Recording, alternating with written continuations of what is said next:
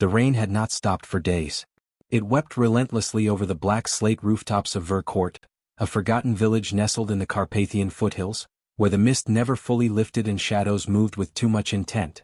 The villagers walked quickly and spoke little, eyes cast downward, wary of lingering too long near the iron-gated building at the end of Rue d'Epine. That building was the Bibliothèque Silencieuse, known to the locals as La Bibliothèque Cramoisy, the Crimson Library. No one remembered when it had been built. The stone facade was worn smooth as bone, weathered by time and something far older than mere erosion. Windows, long and narrow, resembled slits in the face of a corpse. And though the sign above the iron gate read simply Library in crumbling Latin script, the villagers whispered other names: the gutted archive, the maw of ink, God's forgotten index. It opened only after sunset, and never made a sound. Julien Marchand was not from Vercourt. He was a researcher from Strasbourg, curious and arrogant in equal measure, whose doctoral thesis on the evolution of forbidden texts in occult history had earned him praise from professors and private letters from the strange. One such letter had led him here, parchment yellowed with age, sealed in black wax, and written in a hand so thin it looked like spider legs crawling across the page. It had contained only this: if you seek the final index, go where no voice echoes. The silent library awaits. Midnight. Rue d'Epine. Knock twice. Do not speak. Julien had laughed then. He wasn't laughing now. The wind clawed at his coat as he stood before the wrought iron gate, its hinges rusted but the lock pristine, too pristine. A small brass plate was affixed to the stone beside the entrance. Carved in elegant, severe script. Absolute silence required. Violators will be catalogued. He hesitated, then knocked twice. The gate opened without a sound. Not a groan. Not a creak. Just absence. As if the air itself had agreed to go quiet. Even the rain seemed to mute itself as he stepped inside. The interior was suffocatingly vast. Bookshelves rose into shadows, towering structures of dark wood and ironwork. Candles flickered from wall sconces, but they gave off no warmth. No flame danced. The light was wrong, steady and artificial, like a dream of fire rather than fire itself. Julien's footsteps echoed. No, they didn't. He stopped, glanced down. He could see his boots making contact with the marble floor, but there was no sound. None at all. His breath caught. He tried to cough. Nothing. He clutched at his throat. The air was still there. He could breathe, but his cough had been swallowed, like a voice shouted into a void too deep to return an echo. Panic began to creep in. Then a shadow moved between the shelves. The librarian approached. She was tall, impossibly so. Her robes were stitched from book spines and ink-stained parchment, the script shifting like living veins across her fabric. Her face was obscured by a veil, and in her hand she held a long staff made of quills fused into bone. She said nothing, could say nothing, but she extended a long finger toward a desk covered in old paper slips. One parchment bore Julien's name. He reached for it. The moment his hand touched the slip, a book flew off a distant shelf, gliding, not falling, and landed before him with a silent thud he couldn't hear. It opened to a blank page. Then the ink began to move. Not just writing itself, writhing, forming symbols, glyphs older than any known language. They bled across the pages in patterns that made his eyes water. He didn't recognize the script, but some part of him understood it. It was a story. About him. His hands trembled. The book spoke of Julien's childhood, his mother's death, his obsession with silence after her suicide in a locked room. It described his academic career, the late-night wanderings into black market archives, the sigils he should never have translated. Then it began to describe this very moment. Word by word. Second by second. He stands now before the librarian, heart accelerating, unaware that something watches him from between the shelves. Something hungry. Julien snapped the book shut. Too late. From behind the next row of shelves came a subtle movement. Not a noise, never a noise, but a ripple in the air. Like paper being turned with no hands. Like ink whispering across flesh. He turned. And saw the book crawling. It wasn't a book anymore.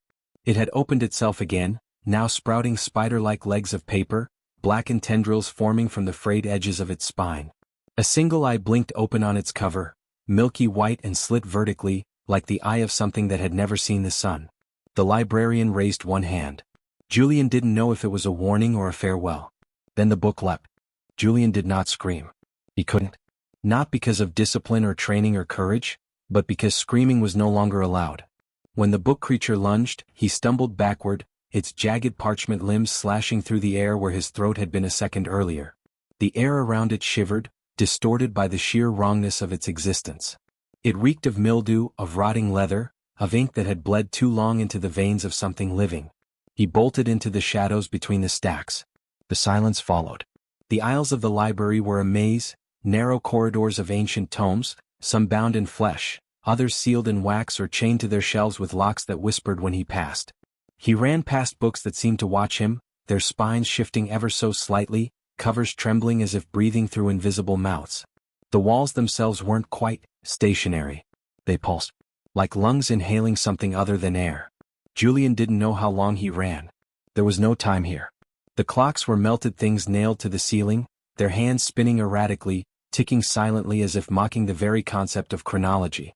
When he could no longer breathe, when his chest burned with cold air and terror, he collapsed against a pillar made of stacked typewriters.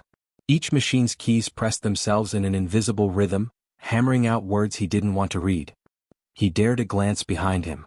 The book creature was gone. But he knew they never truly leave. Somewhere far above, he could see a domed ceiling painted with constellations, except the stars shifted slowly when no one looked directly at them. There were shapes in the mural. Long-armed things with too many eyes, coiled around galaxies, devouring suns with ink-dripping mouths. Julien clutched his satchel. Inside it was the original letter. The parchment that brought him here. With trembling fingers he took it out. But the writing was gone. In its place, a single line now scrawled in crimson ink. You were read before you arrived. He was not alone. The silence carried a new weight now, dense, oppressive, sentient. It moved with purpose. It listened. Every heartbeat, every blink of his eyes seemed to echo psychically through the stacks, as if the library was cataloging even his fear. And then came the footsteps. Not his. Not human. From around the corner emerged another figure, not the librarian. This one was taller, skeletal, wrapped in robes made from torn pages stitched with bone needles. Its head was a cage of brass, and inside it floated a shriveled brain suspended in black ichor. Where its eyes should have been, there were library stamps, endlessly clicking and marking invisible books with a wet, rubbery thud. Julien froze. The creature raised a long, spindly finger, then tapped the air. Suddenly, the book he had closed earlier reappeared in his hands. It had followed him. Or worse, it had never left. He looked down. A new line had formed on its open page. He is now being indexed. The creature advanced. Julien tried to run, but his legs buckled. The floor was breathing, inhaling him into itself. Ink rose like black water, soaking his boots, crawling up his legs like cold fingers. He was drowning in silence. The book in his hands burned hot. He opened it, desperate. Inside, a single glyph now glowed, a symbol he had seen in occult texts but never dared to trace. It was called Nex Imprimatur, the last permission. Some said it allowed the reader to write within the library. Others said it summoned the archivist. Julien whispered the glyph in his mind. The ink answered. There was no explosion, no flash of light. Only reversal. The shadows behind him bent inward, folding space like creased paper. From the dark rose a figure cloaked in living scripts, parchment wings stretching impossibly wide. The archivist had come. Its face was a void filled with whispering lips. Its voice, though soundless, roared in Julien's thoughts. You have invoked authorship. Speak your title. Julien understood too late. The glyph wasn't for salvation. It was a contract. To avoid being written into a story he had to write one. And fast. He gasped silently, his thoughts reeling. What was his story? What was his title? He tried to think of something, anything, but his mind was a whirlwind of fear and half-formed prayers. The book pulsed in his hands, eager, hungry. The archivist waited. The ink in the pages began to swirl again, and Julien felt his body unraveling, bones loosening, memories thinning like diluted wine. He saw flashes of his past, his mother humming before the fall. The library card she left behind. Her last note. Then it came to him. A title. He scratched it into the page with his fingernail until blood mixed with ink. The silence that remembers. The archivist nodded. Everything stopped. The ink receded. The book closed itself. The skeletal indexer behind him bowed and vanished into ash. Julien collapsed, gasping, not from exhaustion but from sound.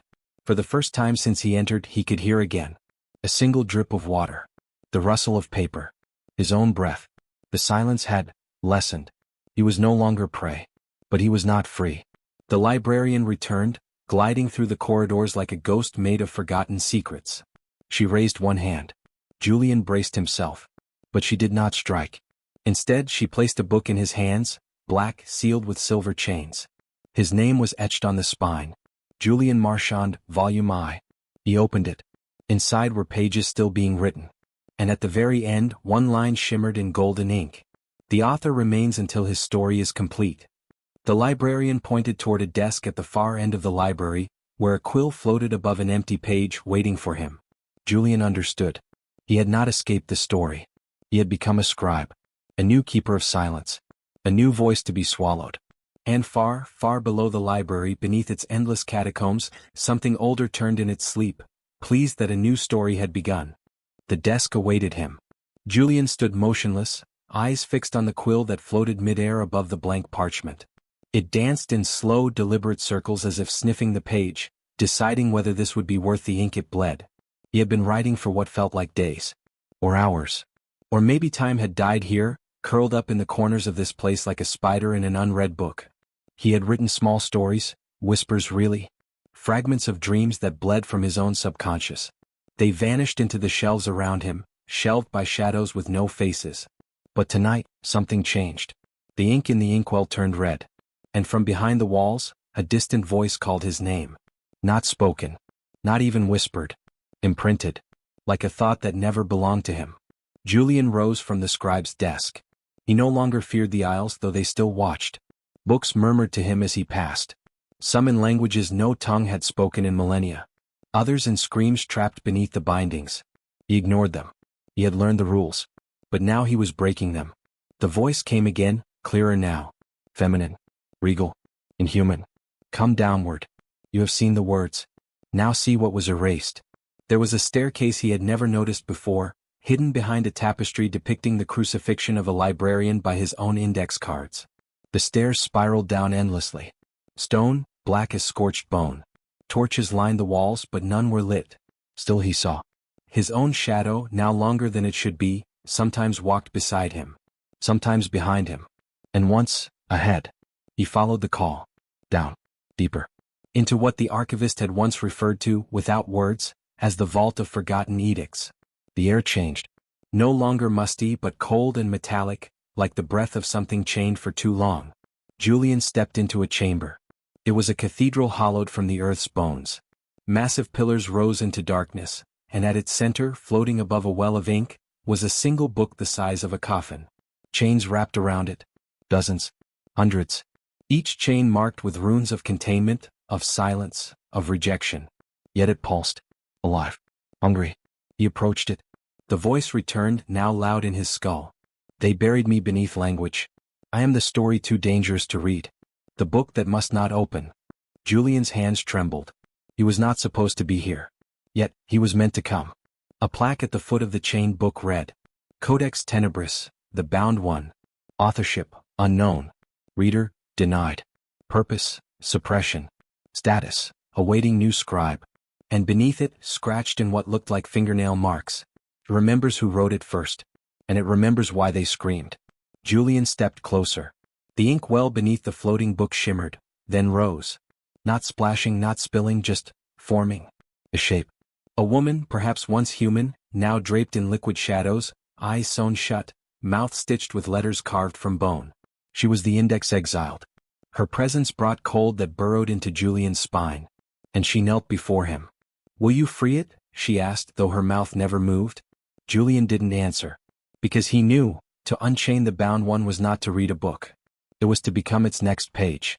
But the library had rules. And the deeper rule was this. No silence lasts forever. The first chain snapped, not by his hand but by his indecision. The bound one had waited centuries for a doubt, a crack, a tremble. Now the rest followed. One by one the chains shattered, singing notes of forgotten alphabets as they fell into the ink well. Julien screamed without sound. And the scream echoed anyway. The book opened. Its pages unfurled like wings, each one a portal to a different nightmarish epic. Entire civilizations rising and falling in the flick of a page, gods dying in margins, planets crumbling beneath footnotes of blasphemy. Julien saw himself on every page. Or, versions of himself. In one he was devoured by letters. In another he ruled the library. In yet another he became the ink. And at the center the final page turned. Not to a story, but to a mirror. He saw her. The one who called him. The first author. The one who tried to seal the bound one centuries ago. The one betrayed by her own creation. She spoke now with a voice that came from all books at once. Write it closed, Julien. Or you will write until language ends. He took the quill. His hands bled. The ink was his blood now. He wrote, not words but refusal. A scrawl of rejection so powerful it burned the air. He gave the bound one a title. The story that shall not breathe. And when he sealed the page, the book screamed. 1,000 voices. None human. The ink well exploded upward, drowning the room, choking the air with symbols. The index exiled vanished, pulled into the pages. The cathedral cracked as if the world itself was being edited. Julien collapsed beside the chained codex, now closed again. New runes appeared. His name. Not as reader, but as warden. When he awoke he was back at the desk. The quill was still. But the chains now wrapped loosely around his ankles, soft as ribbon, warm as breath. He was no longer just a scribe. He was part of the library's immune system. And far below the bound one whispered, every author returns to the beginning. The bell above the entrance did not chime. It never did. But the library knew. Something had entered. Far above the silent cathedral of ink and bone, beneath the rotted moonlight streaming through stained glass windows, a soft shift passed through the air, like an exhale from a slumbering beast that smelled prey. In a corner of the reading chamber, surrounded by volumes too ancient to name, Julien's eyes opened. He had not been sleeping. Not anymore. He had been stored. The chains around his ankles twitched, sensing a breach of silence. A voice had formed. A whisper. His name was Felix Martin, a graduate student from Ghent University. 24 years old. Curious. Slightly arrogant. Believer of logic. Historian of myths. He had followed rumors, cryptic messages on underground forums, blurry photos of unmarked buildings, and a voice in a dream that said, read where no sound has been heard. He found the library by accident. Or so he thought. The door opened for him on a fog-drenched midnight as he wandered the old city's forgotten alleys. The address didn't exist on any map. The building didn't appear on satellite images. Still he entered. Torchlight flickered. Dust hung in the air like the suspended breath of forgotten gods. And though the silence pressed against him like deep water, Felix spoke. Hello. The library shuddered. Julien felt the scream ripple through the spines of every book in the structure. Shelves bent. Tomes groaned. Symbols burned faintly along the floors, ancient warnings and dead tongues. He stood, his once writer's robes now tattered bindings of living vellum, stitched with unread sentences. Reader. Breach. Floor 1. The library had spoken to him. But not with voice. With purpose. Julien moved and the corridors shifted around him, walls bleeding into new angles, steps forming beneath his feet. The library rearranged itself to bring him closer to the trespasser. Felix wandered deeper, oblivious to what he had awakened. The books whispered to him. He thought it was the wind. Read me. Touch me. Open the gate. He pulled a thin green-bound volume from a shelf labeled, Anomalies of Godflesh. He brushed the dust from the cover and flipped it open. The text was blank, but something in the page moved. Then, he whispered again. What the hell? And that was the second sin. 2 words. Enough. The library awoke fully. Julien found him standing in the aisle of the whispering stack. Felix turned, surprised then oddly relieved. Oh, thank God. You work here? Julien raised a finger to his lips. Do not speak. Felix blinked. He tried again. Listen, I think there's been some mist. The floor cracked beneath him. Black tendrils rose from between the stone slabs, slithering up his legs like curious leeches. Julien ran forward, shoving Felix out of their grasp. The tendrils hissed and recoiled, shrieking in a frequency that could be felt but not heard. Julien stood over him, eyes wide, hands shaking. You've already said too much. In the distance something laughed. Not joyfully, but like a being that had waited 1,000 years for a door to creak open. Julien helped Felix up, dragging him down a corridor that hadn't existed a moment before. Books screamed silently as they passed. Covers split open. Pages fluttered. A siren made of consonants echoed across the arches. One more word and you will become a paragraph. They reached the hall of binding where the walls were made of chained mouths, each one sealed with molten wax. Julien pushed Felix against the wall. You've summoned the curator. Felix blinked. The what? The one who binds the living into stories. The warden of broken silence. He's coming. And he smells you. The air rippled. A door at the far end of the hall swung open. Not inward. Not outward. Downward. A figure floated through it. He wore no eyes, no mouth, no face, just a circular void of vellum where a head should be, constantly turning pages written in blood.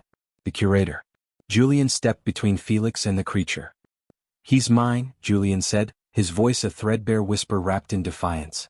The curator paused. 1,000 screams echoed from the books around them.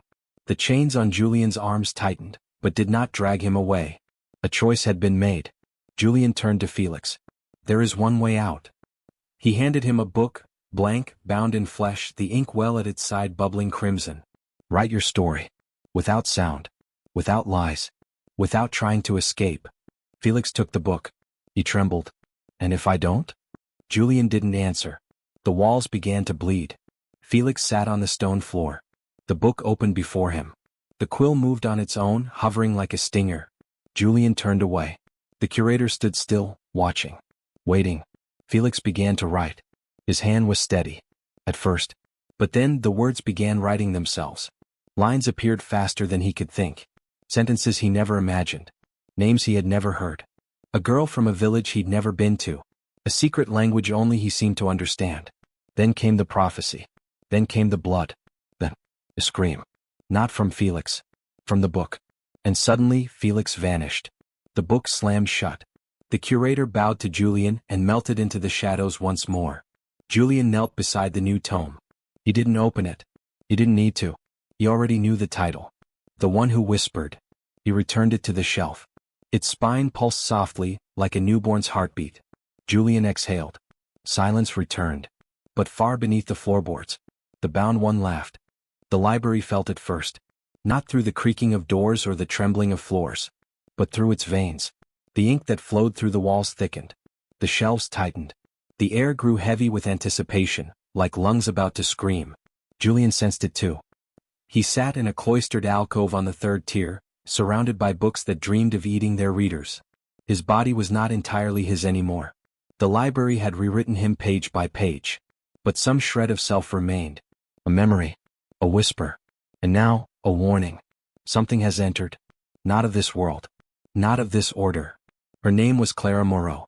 She arrived not through the front door, there was no front door tonight, but through the back, a space between alley bricks that did not exist an hour before and wouldn't exist again.